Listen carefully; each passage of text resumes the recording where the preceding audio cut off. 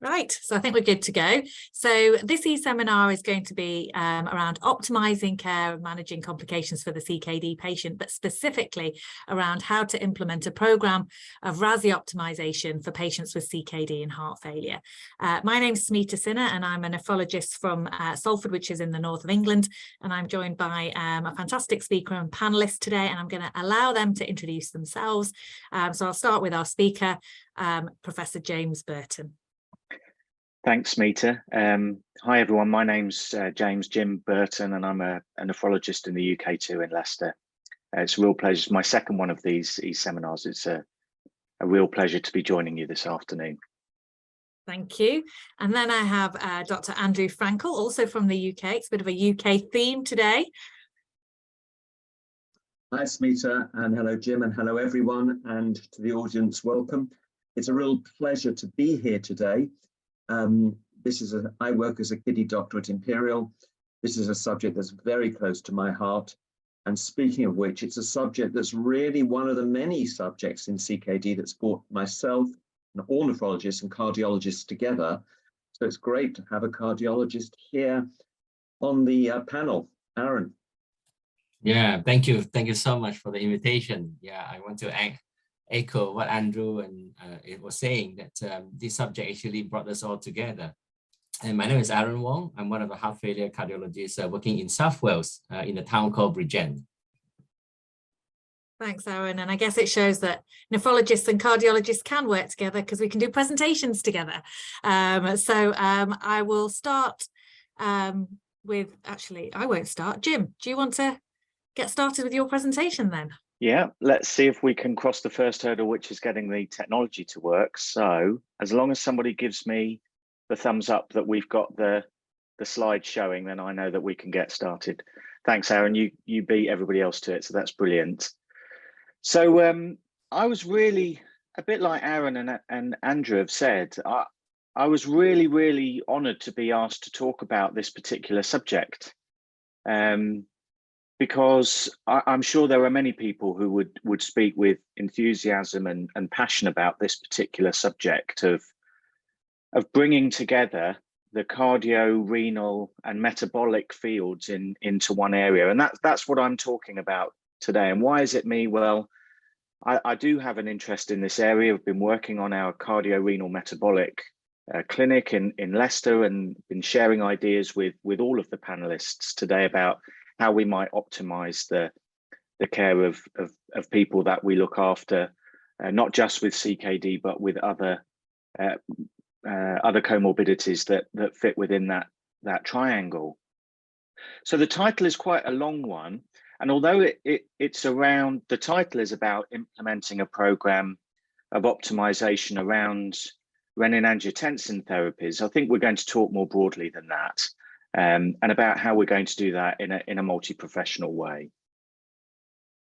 Here are my disclosures. I'll leave them there just for a moment, just for people to have a quick look at. And then I'm going to, I think I've started with the main crux of it really, and we'll come back to this slide a couple of times. And it's not just the importance of diabetes, heart failure, heart disease, and kidney disease as separate entities. And we could talk for ages about each of those in turn and how important they are to people with those chronic diseases, those long-term conditions. But we're not going to do that because we want to talk about how we're going to manage them together. That's the most important thing. So we're thinking about these individually, but we're thinking about how we might bring these together. Okay, so it's worth, we're, I guess, primarily kidney specialists and people who look after individuals with chronic kidney disease. And so a lot of this is going to be familiar, but it's worth just saying it out loud because I think I'm going to come back to this, not because it's a topic that particularly riles me or upsets me, but it is worth thinking about. And the first thing, if I'm talking to diabetes specialists or kidney trainees, is that it's a reminder that CKD is more common than diabetes. The prevalence globally of CKD is more than 1 in 10. which is higher than the prevalence globally of diabetes.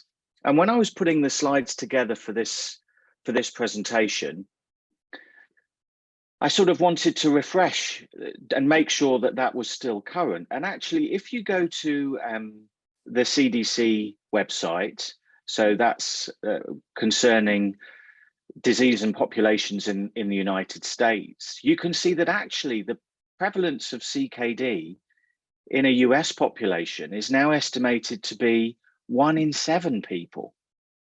So that's 15% of adults in the United States. So it's way more common than diabetes.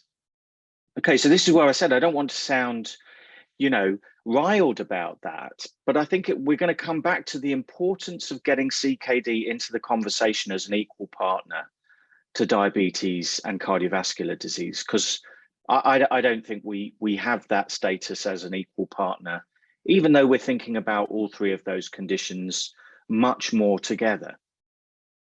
There's a couple of when I first read that, I thought it said fun fact. It actually says fast stats, which is more appropriate because I don't think these facts are particularly fun. But so as many as 9 in 10 adults don't know they've got CKD. And again, if you look at the diabetes literature, we know the importance of early identification of disease and how important that is for early intervention, and maybe we'll talk a little bit about that. And even as many as 4 in 10 or 2 in 5 adults with severe CKD, which they put as stage 4 or 5, don't know that they've got it. So some incredibly sobering statistics about how common CKD is globally, and perhaps in individual geographical regions. So let's talk a little bit about that overlap between diabetes and kidney disease, because why have I picked diabetes rather than heart failure? Because actually we could talk in the same way about heart failure and the prevalence of CKD, because actually about 40% of people with diabetes have CKD and about 40% of people with heart failure have CKD. So there's really strong parallels between the 2 populations, but I've just picked out diabetes for time, really. So as I said, not quite a half, but certainly more than a third of people, around 40% of people with diabetes have got CKD. The majority of those individuals would have stage 3 disease, but there's a whole spectrum, of course, and we know it remains the most common cause of end-stage kidney disease globally. And then there's that statistic about the increase of diabetes and CKD together. And of course, we know that once we've identified people with CKD who have diabetes, that they are going to progress on despite our very best efforts, even though there's much more in our armamentarium to reduce the progression of diabetic kidney disease than there used to be. So this is back to the CDC website that I talked about earlier. And why have I chosen this slide? Well, the reason I've chosen this slide is, again, a reminder that although diabetes is the single most common cause of kidney disease, that the majority of people with CKD have causes other than diabetes, if that makes sense. So diabetes is really important, but we do need to remember that the conversation is much broader than that. That more than half of individuals with CKD do not have diabetes, or certainly it is not caused by diabetes. And that's important when we come to talk about treatments later on that traditionally have been thought of as diabetes drugs, or for individuals only with diabetic kidney disease. And you probably will guess what that's alluding to. So why is it then that so many individuals with CKD don't even know that they have it? And why are we not good at identifying early on individuals with CKD? So look, we're all well aware of these data. This is from UK population, but actually I'm told that across Europe and again in the United States, that actually testing for urine protein for ACR we actually do it relatively well, and that in many countries testing urine ACR is done poorly. And what do I mean by that? Well, actually what you can see is that the majority of people with CKD, the first biomarker that you're going to see that indicates that is a urine ACR. And how good are we at testing them? Well, again, when you link it in with diabetes, we're testing urine ACRs around 50% of the time. So these are data from the UK audit into CKD, and you can see that for people with diabetes, we're pretty good at testing EGFR, but we're not so great at testing urine. We only do that in about 50% of patients.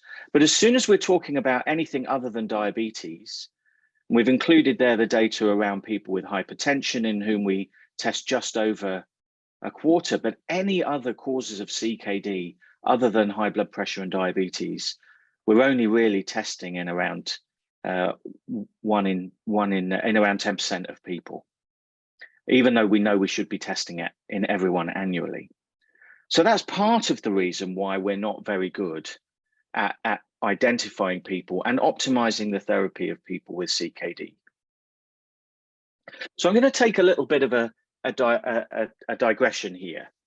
I'm going to talk a little bit about heart disease, and Aaron said that he wouldn't give me a hard time at the end of this talk, and I said, well, wait until I've finished and we'll see what his response to this is.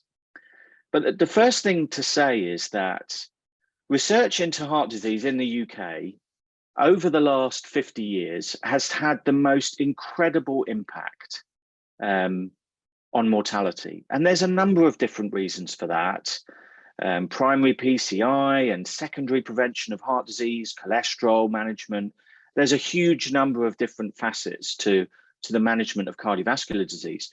But what I wanted to illustrate from this is that actually all that research and publicity into cardiovascular disease in the last 50 years has cut mortality from cardiovascular disease by 3/4, by 75%. And that is an incredible success story, which we can take an awful lot from, actually. And there's a lot of reasons for that. I'm not going to go into those particular things in detail. I'm sure we could talk about those in the discussion, but what an incredible success story in cardiology and in cardiovascular disease. It still remains one of the biggest causes of mortality and morbidity in our population, but what an incredible statistic that we've reduced mortality rate from heart and circulatory diseases by 3/4 in 50 years. So here is the UK's British Heart Foundation's fact sheet from 2023, okay? And here you can see, and this is what I wanted to talk about, whether CKD is an equal partner in the conversation. So these are extracts, I've sort of put them together from the British Heart Foundation fact sheet. And there's a whole page on diabetes, okay? And talking about diabetes and highlighting diabetes, which is absolutely right. I'm not saying that's not right, but that's what it is. There's a whole page on lifestyle, on obesity, and on physical activity and ways of improving those. And again, that's absolutely right, because it's incredibly important. But what I want to highlight from this is where kidney disease fits into this. So it fits on a small page where we mention other risk factors. And what I also want to highlight is that those risk factors are all non-modifiable. Age is non-modifiable. Gender, family history, ethnicity are non-modifiable risk factors for cardiovascular disease. And CKD is right in there with those, which we now, of course, understand is absolutely modifiable by medications that have much wider impact than HbA1c lowering or blood pressure lowering, for example. So I'm just gonna put that out there. And so coming back to this idea of thinking about these as not three separate conditions of diabetes, cardiovascular disease, and kidney disease, but that actually they interact and are incredibly important together, because the more you have, the greater the impact on mortality, which I think is illustrated really well in this particular diagram about number of years lost dependent upon how many of those cardiorenal metabolic conditions you have in conjunction. And I'm not just going to read through those numbers, you can see that quite clearly there. Okay, so I said we would come back to this, and we are. And so rather than thinking these three things individually, I think it's really important that we draw these together. And that's where I kind of I'm going to ask you to reflect again on whether CKD is an equal partner in terms of size. And it is an equal partner there in that Venn diagram. And I think we as people, individuals who look after people with kidney disease would absolutely advocate for that. But do you think that that is true or not? And I'll just throw that question out there. And part of the reason is because we now have individual therapies that we know have effects across those individual disease processes, but also potentially synergistically together. Definitely SGLT2 inhibitors, MRAs like finerenone, and of course ACE inhibitors that we're going to talk about. Okay, so let's go back to what the title of this presentation is all about, which is renin-angiotensin system inhibitors or therapies that target the renin-angiotensin system. Look, they're the absolute cornerstone of what we do, and they are in guidelines. We don't need to go over that, and I'm not going to go through those things because we know that to be true. I am going to just show this slide because I think this shows how complex the landscape has become over the last, certainly the last 10, but definitely the last 5 years. And I've had the absolute pleasure of working on a guideline group in the UK for the UK Kidney Association with Andrew Frankel, who's on the panel today, around SGLT2 inhibitors. And no sooner had we published the first iteration of that guideline than we needed to update it because there's so much new evidence coming out. This is a really expanding field, and I think we're all very much aware of that.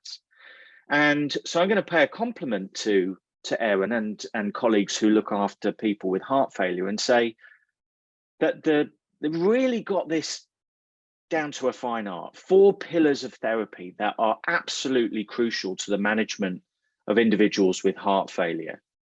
So that's an ACE inhibitor or an ARB, and maybe a neprilysin inhibitor, beta blocker, MRA, and an SGLT2 inhibitor. And getting people on those cornerstone therapies as quickly as you can after they've had a diagnosis of heart failure or an admission for heart failure. And I think we're lagging behind, even though, and I know this is a complex slide taken from KDIGO, but what I wanted to illustrate here was that top band of really thick lines shows the therapies that have very strong evidence for heart failure in CKD. And I think at times, perhaps as nephrologists, we're reluctant to prescribe therapies that we know are good for individuals with heart failure because of barriers in the way, whether that's experience or we're worried about drops in GFR or hyperkalemia, for example, that despite really strong evidence to show that these therapies work, even in individuals with lower GFRs, that we're not necessarily optimizing people on their ACE inhibitors or perhaps beta blockers or even other therapies like MRAs. Okay, and I just wanted to highlight that that is also true of ARNIs, of sacubitril and valsartan combined. And I just wonder if that is because of a lack of experience and knowledge. And actually coming back to multi-professional working, which I'll talk about in a little bit, that's going to be really key to that. So look, we're kidney doctors, and we must be good at prescribing renin-angiotensin system blockade or therapies that target that system, right? You know, because we're comfortable with that and we look after people with proteinuria, renal disease and hypertension all the time. But actually, the evidence says that we're not very good at doing that, actually. So here is some data about our prescribing patterns of renin-angiotensin system inhibitors. And except in the UK is not there, it was a study of a few geographical locations. But what you can see, and I'm going to take the US here because it's the most striking, is that actually in those individuals who could be on renin-angiotensin system therapies, that actually only just over half are prescribed those across the board. Even in earlier stages of CKD, the prescribing of renin-angiotensin system therapies is not great. Okay, and so you think, well, okay, that's a little bit damning, but we must be doing it in those that really need it. For example, the albuminuric patients, we must be better at prescribing those therapies in albuminuric patients. And again, that same study would show that doesn't ring true. So here we have them by level of albuminuria. And you can see that actually we're not necessarily better at optimizing therapies in those who are more albuminuric versus those who are not. Okay, so that's not particularly great. You think, all right, well, we must be better at prescribing these therapies in people with diabetes then, because we know that they're really good for people with diabetes. And again, that split does not ring true. Slightly better, but actually, if you split people with between their diabetes status and albuminuria, we are not very good at optimizing therapies in diabetics with albuminuria, for example, who really ought to be on one of these therapies. And the same for heart failure. Again, these are disease-modifying therapies that we know are good for people with heart failure and for CKD, and we're not optimizing these therapies out, especially, I can say this because this is a European Renal Association meeting, but colleagues in the United States are particularly, I'm going to say, really call them out and say that's not great data. And so what's all of the consequence of this? Well, actually, again, here's a visual abstract from Kidney International based on data around KDIGO guidelines. And what we can see is that individuals who actually would be eligible for ACE inhibitors or ARBs, that they're only being prescribed in about half of the individuals that they should have done. So if you look at the conclusion there, we're looking at BP lowering in individuals with albuminuria, that 78% of those individuals would be eligible for an ACE or an ARB, and only about 40% are taking them, so only about half. So we're not great at optimizing evidence-based therapies. So we're going to just, if that's true, why is that? Well, part of it is that we don't know they're albuminuric a lot of the time. And if we're not very good at measuring albuminuria, then how can we be optimizing individuals? And we're probably going to talk about that in the discussion, I guess. But also let's talk about potassium a little bit, because there's no doubt, if you look at the dark blue and green levels of individuals, you can see that corresponds to potassium levels above 5. And there's a significant number of individuals with CKD who have potassium levels of 5 or above. And that's going to be a barrier, because actually, even guidelines say that we should be very cautious about starting these therapies in individuals where potassium is a problem. So I've included some there from NICE, which is in the UK, but also KDOQI, international guidelines, that we really need to be thinking according to the guidelines about when to start them, when to down titrate therapies, even though we know, and that's fair, that's based in evidence, because as potassium gets higher, then mortality is more prevalent, and there's good observational data around that. But actually, when we're talking about hyperkalemia, we've got to remember that it's recognizable, it's predictable, should be manageable. But this second point is the one I really wanted to pick up on, that we shouldn't be de-escalating or discontinuing disease-modifying therapies because people are hyperkalemic. And because there's good evidence that that's what we do. So here are some data about what happens to prescribing of RAASi therapies after an admission for an event that's associated with hyperkalemia. And in truth, even if it's just mild, a very large proportion of individuals have their therapy downtitrated or stopped.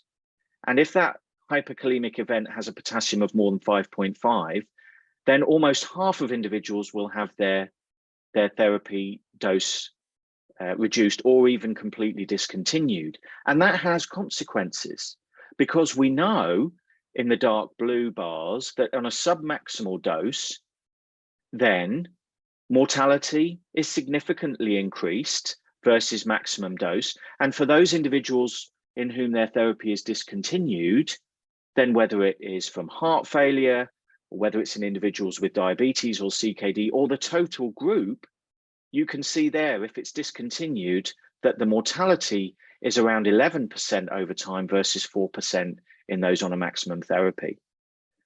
And that's the same across the board, actually. If you take data from the Atlas study, we know that those with individuals with heart failure not on a maximum dose of an ACE or an ARB, that their mortality is heightened. Okay, so I'm lucky enough to be involved in guidelines in the UK. I chair the UK Clinical Association Clinical Guidelines Group. I'm not going to talk for ages about guidelines because I know that can get a bit dry, but this is really worth highlighting from KDIGO, which is, you know, that here, first-line therapy for people with diabetes and CKD is their RAAS inhibitor at a maximum tolerated dose.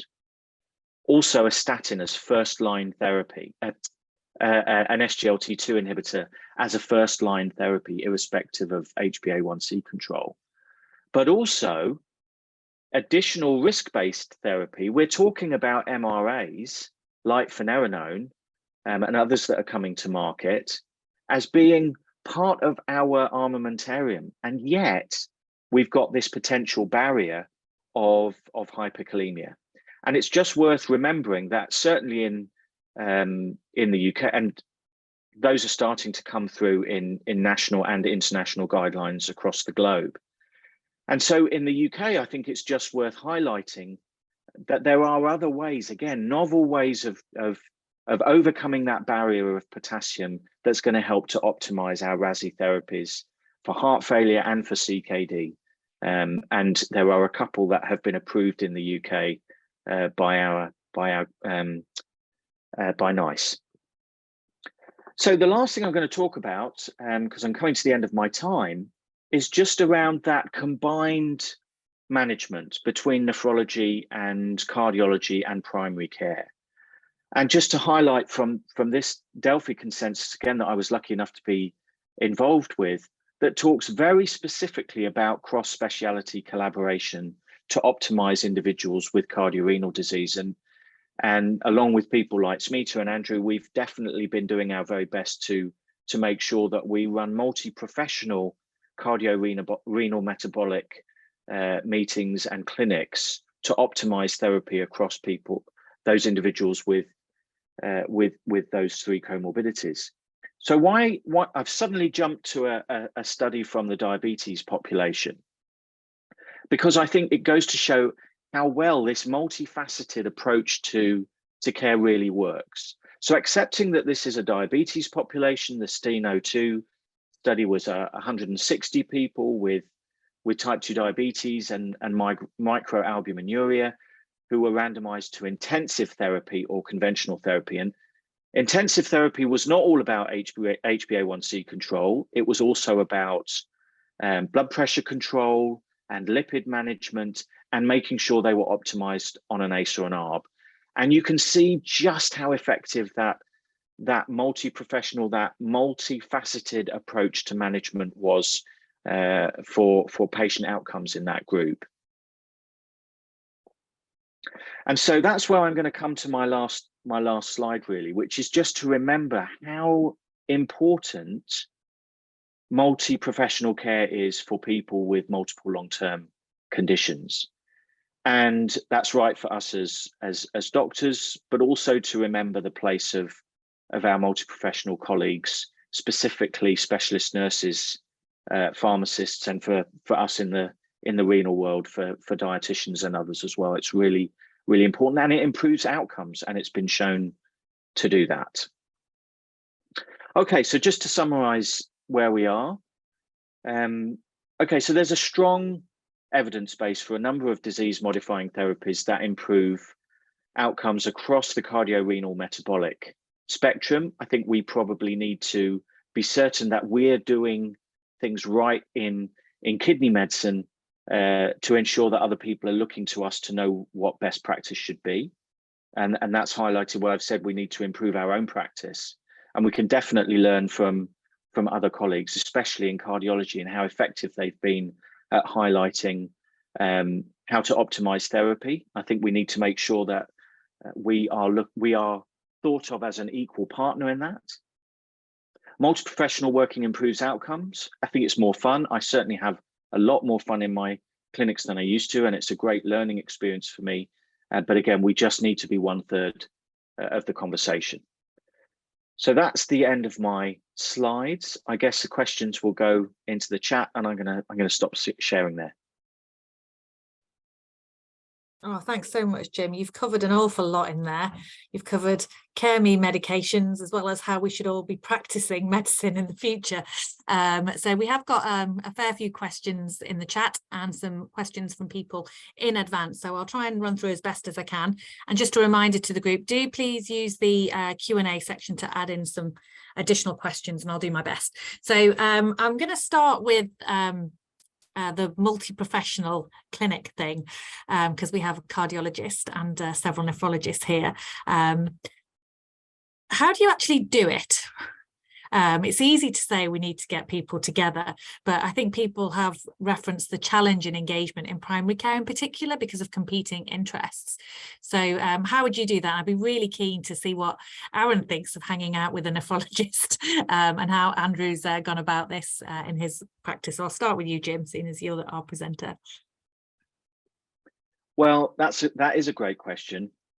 And I guess how I pitch it is that we're each bringing our comfort zone into other people's specialities.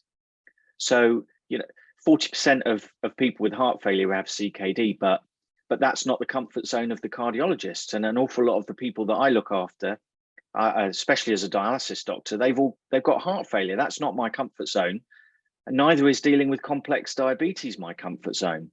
And actually, it makes real sense then to all just sit in the same place and bring our comfort zones together. I think that's how I sort of pitched it when we first started our joint clinic. And I think we all feel that we are learning as much as we are giving. And I think that's been a really great experience. But that's how I pitch it. It's about comfort zones.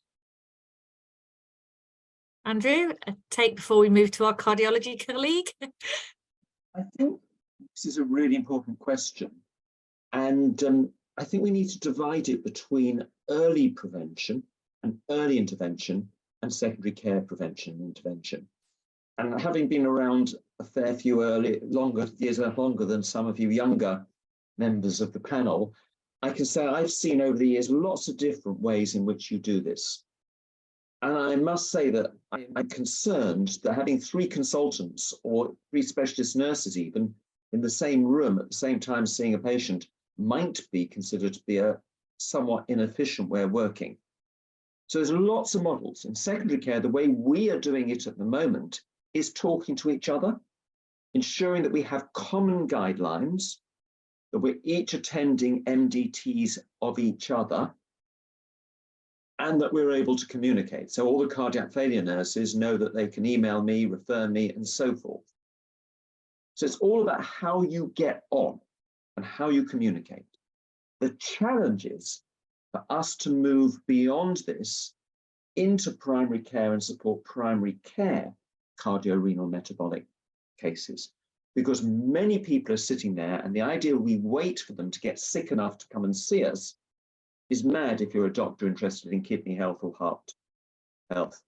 And setting up some community cardiorenal metabolic hub supported by secondary care, not necessarily of us being in there, but supported by secondary care, I think is going to be the big challenge and the big change in the next few years. Right, so those are two different, well, complementary models actually, aren't they, for patients with multiple long-term conditions? Any differing views there, Aaron, or have you got something? Yeah, I think I kind of doing what Andrew been doing, and in the last few years, we certainly the SGLT2 trial has opened up opportunity for us to have more dialogues with the nephrologists, with the diabetologists.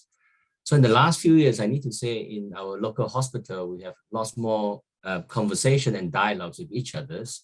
And patient very complex with very advanced heart failure with CKD, we tend to have a consultant-to-consultant dialogues. And then or anything in between. Our nephrologists are very friendly. So our heart failure specialist nurses sometimes just pop around to their clinic. Once they finish the clinic, just pop around and discuss a complex patient with them. And I think that is certainly a model. And in the last 2 years, we've been trying to train up some community pharmacists to help us to do heart failure optimization clinic.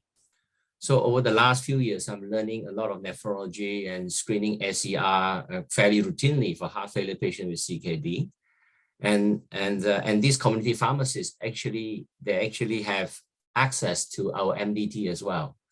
So I think that would be a potential model, is to train up a community pharmacist to serve, as what Andrew said, as a hub in the community to pick up these CKD and heart failure patient. And certainly there is a desire, a need to see whether we can combine some of these more straightforward diabetes clinic, CKD clinic, and heart failure clinic, because these patients attend 3 different clinics in the NHS per year.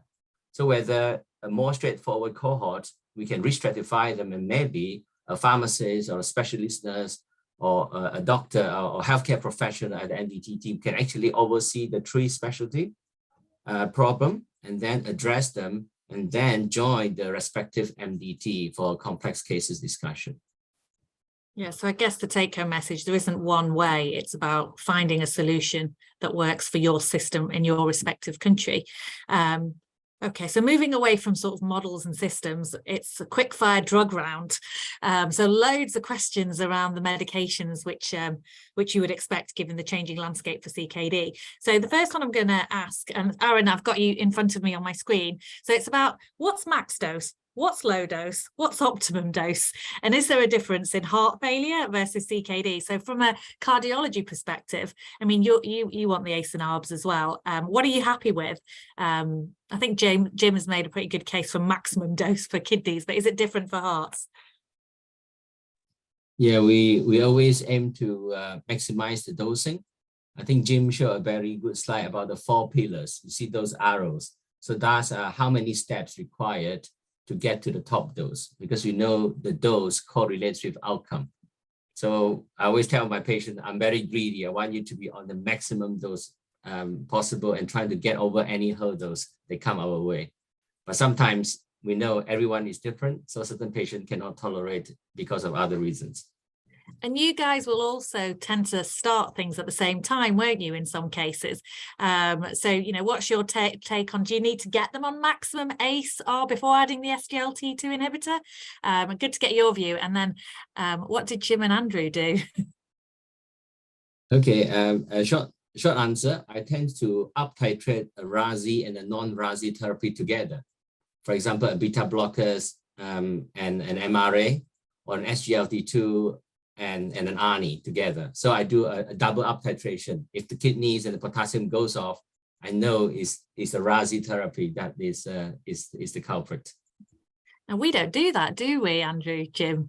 Andrew, what's your take on it? Should we be? Should we learn from our cardiology colleagues, or the evidence base isn't there yet? Well, what we do in London, where we've got a big campaign at the moment of what's called 3 and 3, which is within 3 months, get the person on maximal ACE, get them onto an SGLT2 and get their blood pressure to target. We haven't started on the finerenone yet, but that's our 3 and 3. And that's sort of what I do. But I have to say, I often start the SGLT2 with the maximization of the ACE because of that slight potassium lowering effect of the SGLT2 that makes it worthwhile adding in at the same time. I think we're learning, and we're going to have to learn a great deal from our cardiologists and cardiac failure nurses who persuade many, many people with cardiac failure to take 3-4 medications at big doses, which we're often not good at doing in the kidney clinic. No, absolutely. Jim, what about you? So this is it, isn't it? You know, because we don't traditionally do that. And I guess there's good reasons for that. You know, some people would say, well, you know, the SGLT2 inhibitor trials, they were all on an optimized dose for an ACE first. So I'm going to do that first because that's what I should be doing. And that's fair. But what Andrew says is absolutely right as well. You know, we know they need to, why they wouldn't be, you would imagine they would be on an ACE. But anyway, if you need to start both at the same time, they need both. So start them at the same time, or certainly in a specific time frame. And then, but then the guidelines would say, well, if you start an ACE, you need to check their bloods 2 weeks later. But we're saying, well, don't check the bloods if you start an SGLT2 inhibitor. And so I guess there's two reflections on that. One is it's complicated. And the other is we're in danger of sending out mixed messages. And we've just said, and I absolutely agree, and I know we moved away from talking about processes, but what we're doing with primary care is we're trying to give them and empower them with the knowledge and the tools to make sure that people that ultimately they're looking after, they feel that they've got the equipment to deal with that, but we're giving them a bit of a mixed message. And I think we do have something to learn from cardiology, but we've probably got to get it right fairly quickly. Otherwise, people are going to go, I'm so confused by all of this. I just don't know. I don't know what the right thing to do is. And I think we really need to think as a community of kidney specialists, how we frame that and how we message that. I think that is really important. But I would go with what Andrew does. I don't do them at the same time, but I try them and do them incrementally as quickly as I can. And I would start with an ACE first and then an SGLT2, because ultimately that's where the data from the trials might lead us. Yeah, and I think we need to get comfortable with having more than one drug to prescribe as well, which leads me nicely onto the finerenone and hyperkalemia questions. So for finerenone, what do you think about using them together in people with more advanced CKD? And I might put that one to Andrew, seeing as you've got that. You did touch on finerenone very briefly in your last answer. So we've just in the UK produced some consensus statement, which is actually equivalent to what NICE, our national regulator, has actually suggested we do. And we need to be really clear that finerenone reduces progression of CKD by exactly the same, perhaps slightly more than we would expect to see within starting an ACE and an ARB when you add it on top of an ACE and an ARB. And this early evidence suggests it will still be additive to an SGLT2 inhibitor. So we have to do it. We are currently using it between 25 and 45, I think, is the sort of the range. People with persistent albuminuria, despite optimization with ACE and SGLT2, or can't tolerate one of those two. That's who we need to be doing it. We're using this drug for. The interesting bit is the hyperkalemia, which you're going to see much more of as you start at the lower end of the GFR, and not starting in people with potassium above 5. But I think we're going to need to be much more, in 2-3 years' time, we'll be being as proactive with this as we are now with ACE and ARBs, which is thinking about good potassium hygiene before you start the drug. Even as the European Society of Cardiology are doing for ACE inhibitors, starting them prospectively on calcium blockers when you know there's going to be a problem, not waiting for them to get to that problem. I think we've got to get there. Let's get there first with ACE and ARBs, and then I think we'll be doing the same with finerenone.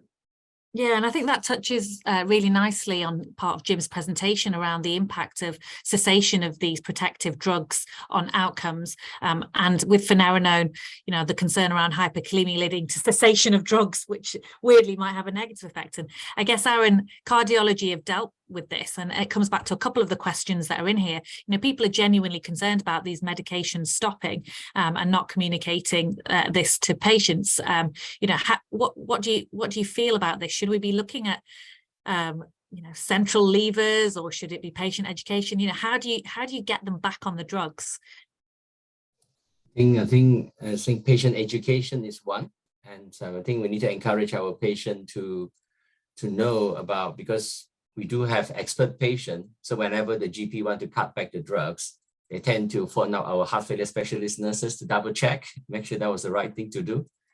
And I think that's one. And the other would be for those patients who get admitted to hospital, whether there is a system to highlight this patient. I'm sure you guys would probably see the same thing. Patient come with a significant hyperkalemia or worsening renal function, and then they come to the acute care, and then overnight stay, a bit of insulin dextrose, and then they get discharged, and you wouldn't know the patient until weeks and weeks later. So I think there must be some system trying to pick these patients up. Yeah, and I think you've highlighted how important is educating the patient. They'll ask the questions. So I think maybe we need to get a bit better at that, you know, very much like the heart failure nurses do. Now, while I've got you, this is a really hard question. You might know the answer. Would you use an SGLT2 inhibitor in someone who's got end-stage kidney disease and heart failure? If they are end-stage renal disease, then they probably know our renal colleagues already. So there's no harm having a dialogue with them. But I think we talk to each other a lot, so we are quite comfortable using SGLT2 as long as the eGFR is above 20. And back to the question about the finerenone, we have about 2 patients on finerenone, and those patients are very advanced heart failure, CKD, long-standing history of diabetes with albuminuria. So we do have that dialogue. We had a chat with each other and said, oh, is this a DKD? Because that's a license to use the drugs. And this patient also got severe heart failure. So I think there's a communication. I think Andrew and Jim mentioned communication and have that dialogue. So I think we are all very friendly. Yeah, and it is we learn from having that conversation, but also individualizing care, because everybody's a bit different, aren't they? Okay, changing tack now away from severe heart failure and the severe end of the spectrum. This is probably for the nephrologists. What do you think about treating patients with SGLT2 inhibitors if they have low urine albumin creatinine ratio or no proteinuria at all? So Andrew, I'll take that to you first. So the latest UKKA guidelines, which I hope will be published in the next 2 or 3 days, fingers crossed, they have used the evidence from the heart failure studies and also from EMPA-Kidney. What we know is that SGLT2 inhibitors in the EMPA-Kidney study did not, in people with low albuminuria, reach a positive endpoint, because you need many, many more years than the short period of the EMPA-Kidney study to demonstrate that. But if you look at a surrogate marker, which is GFR slopes, there's absolutely no doubt that people who've got minimal albuminuria still get benefit from an SGLT2 inhibitor in slowing down the rate of deterioration in GFR. So it's now being recommended with a slightly lower level of evidence that we use it in people considering people with lower degrees of albuminuria. And what I'm doing is I'm looking at the person. So if I've got an 85-year-old with a GFR of 45 who's got minimal albuminuria, their 5-year kidney failure risk is low. I would only add an SGLT2 inhibitor if they had heart failure. If I had a 54-year-old with exactly the same figures, I would definitely add an SGLT2 inhibitor, because we've got to make that GFR last for another 40 years. So that's, I think, the current state of play. Yeah, I think, that individualized thing coming back again, isn't it, Jim? Well, I completely agree with Andrew. That's absolutely right. And it is about that holistic approach to individual patients. I guess the only thing is that message to primary care colleagues, that's quite a big ask for them to work that through when they're very, very busy. So I think, the messaging for those kind of complex questions is probably talk to one of us about it. And then when I'm going through that sort of problem solving, I do exactly what I love going on. I love you asking me after Andrew, because I can just say what Andrew said. But that's exactly it, isn't it? You know, you've got to think about that risk reward of being on that drug for longer for that individual. That's the key to it. Right, in that case, I'm going to ask you now the next question first. Oh, no. I sort of asked for that. He did, but then and then I'll bring Aaron in, because I think again there's some synergy here between cardiac and renal. Polypharmacy, you know, we're talking about the 4 pillars potentially. We're trying to copy cardiology, and then we're throwing in some potassium binders as well. You know, do you worry about polypharmacy? And what are the incremental gains? Yes, we've got an eGFR slope, but you know, what do we worry about compliance and adding in more and more medications? What do you think about that? I do worry about polypharmacy. You know, I'm sure we all do. And we know that polypharmacy in itself has a massive effect on adherence, and I think that is a big concern. And so what do I do about that? Well, I sort of, you know, see there's some questions about this, and I think, well, actually you've got to start with that conversation about the ones that give you most bang for your buck. And so the first thing I would do is say, look, definitely take your SGLT2 into that's really, really important. And then each time we add something new in, I talk about the relative gains of that, because there might well be a point where somebody says that they're just kind of done, you know, that they're maxed out on what they're taking. And we have to respect that, because if we go too far and people end up taking nothing at all, then that's a terrible outcome.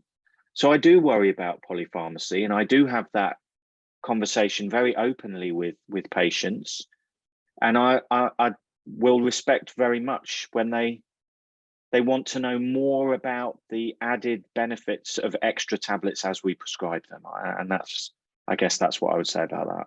Yeah, I feel exactly the same. It's easy for us to just stack things on, isn't it? Without the conversation, but that conversation is really important. So, Aaron, cardiologist, you love the drugs. How do you do it? But for heart failure, I think I agree with you all. I think polypharmacy is a problem. And then for our aging population, if you want to do a rapid up titration, it's so confusing. So the patient will get a script from a hospital pharmacist, and then before the script get to the GP, already up titrate another steps. So I think it's important to individualize the approach. Some patient would prefer just to have 1 drug at a time. I think it's just being very honest with the patient. And we often explain to the patient heart failure is a very serious condition. And we know heart failure is kind of like cancer. So, and we do use combination chemotherapy. And of course, we don't say that to the patient, but I think we just let the patient knows that it's a serious condition, but they do have very effective drugs. They can make them feel better very quickly, even as early as 2 weeks, and reduce hospitalization and reduce mortality. So they have to know the benefits of the drugs. And then we need to have some kind of agreement of how we do this together with the help of the patients and their carer, and our specialist nurses, our pharmacists. Is a team approach. You have to be, and again, back to this individualized approach again. Yeah, and I guess you've just said it perfectly. Symptoms, heart failure, you can actually help their symptoms. I think it's sometimes a bit harder for us as kidney docs saying, look, your numbers are better, and they just get the side effects. So that's something that we might have to grapple with. Okay, and then staying on the sort of cardiac renal side of things, statins. So we fell out of love with statins and then decided we liked them again. But how does the panel feel about, you know, everyone getting statins and an aspirin potentially? So I'll start with cardiology first, because you love statins and aspirins. How do you feel about that in a CKD setting, somebody with an eGFR less than 60? For us, probably, except my ignorance, we usually keep going with the statin and aspirin, but we always go back to the question is, does the patient really need aspirin? Because we know in cardiology, primary prevention of aspirin is majority of patients would not benefit from a primary prevention of aspirin unless the patient have documented coronary disease, carotid disease, or peripheral vascular disease. So I stopped a lot of aspirin. After doing an angiogram, the patient been told to have CKD angina for years, and then if the angiogram is clear, they don't have any other coronary disease or carotid disease, I stopped the aspirin. The statin, I think, is somewhat harder to stop, because you know statin do have, if someone got atherosclerosis, the benefit will be there. But again, back to Andrew's kind of approach again, if someone, you got a very elderly patient, you put them on the statin and then they say, oh, they've got a muscle aches, they couldn't walk, they kind of affect the quality of life. And if that patient, then we will probably stop the statin. And I think the quality of life trump the quantity of life for that particular patient. Yeah, and I'm glad, I like the fact that you mentioned that sort of primary early prevention bit as well earlier. You know, Andrew, you know, if you had your target set of drugs that you want people on to prevent sort of cardiorenal disease, what's that going to look like for you? Well, it is going to include the statins. I've never fallen out of love with statins, so I've been loyal to them. Obviously, there's a difference between the end-stage renal failure population. But if you're looking at a population of people with diabetes, impaired GFR and albuminuria, they behave like they've already had heart attacks. You're not in a primary prevention world. They've got such a high risk of cardiovascular disease. So in our clinic, we push the statins, and we would also, in people who had any indication of cardiovascular disease, put them back on an aspirin. But coming back to this whole polypharmacy thing, we have to explain to the person what we're recommending and why, and let them make the decision. And it's really important when we explain to the person that it's about things that will happen to them in the future, not about getting their non-HDL cholesterol less than 2.1, which they won't understand at all, or saying their rate of deterioration in GFR is going to go down, because that they won't know, they won't understand either. It's about your risk of heart disease, stroke and vascular disease, whether or not we can get you through your life without ever needing dialysis. Those are the two things that you've got to talk about, not about the numbers games. And then the person has to make that decision. And you often have to reinforce those messages about what the drugs are for each time you see them. No, that's great. Thank you so much. Jim, I'm going to give you, we've got 3 minutes, so a short answer, and then I'm going to ask Aaron to mull over the question that was just submitted at 4:53 from Lily Sim. Well, I've got something to say about cholesterol management, actually, because I don't think we're very good at it. I think we've just been told, you know, everybody with CKD is high risk for cardiovascular disease. Don't do a risk calculator, get them all on a statin, and then pat yourself on the back that you've done a job, and then that's it. And actually, I think, and it's been like that for ages, ESC suddenly said, no, we've got to be much more aggressive with lipid management in people with high risk, and then sort of left CKD patients out of that. I'm getting back on my high horse about, you know, being an equal partner. But actually, the KDIGO document around CKD and diabetes is bringing that right where it should be. Because actually, why aren't we checking lipids and looking for a 40% or better reduction in non-HDL cholesterol? Because I don't think we do that. Why aren't we titrating the dose of statin, adding an ezetimibe, asking our colleagues in our lipid clinics about PCSK9 inhibitors? You know, how many of my patients are on ezetimibe or PCSK9 inhibitors? Not very many. So I haven't fallen out of love with statins. And actually, I think we probably all need to be a little bit more proactive about lipid management, because it is really important. It's still individualized. We don't want people walking around with aches and pains. 80 milligrams of atorvastatin makes me incredibly nervous, especially in those individuals for secondary prevention. But we should be looking at, you know, higher levels of statins, adding in ezetimibe, and thinking about additional therapies. So that wasn't a short answer, but I think I wanted to say it. But it's a good thing to end on, and I think it shows that we do need to reflect back on how we manage CKD, and we do need to focus more on prevention, and we need to look at it in terms of not just a single disease but multiple conditions, because our patients they don't really die from end-stage kidney disease, do they? They die from cardiovascular disease. So a good call to action there, Jim. Thank you very much. And I can see that Aaron has answered the question there. So I'm going to draw the seminar to a close. So thank you so much to Jim for doing a fantastic presentation, and Andrew and Aaron for the really engaging dialogue and answering all those questions that I have fired at you over the last 30 minutes. And apologies to any of the people who've asked any questions and I haven't got round to them. So thank you very much, and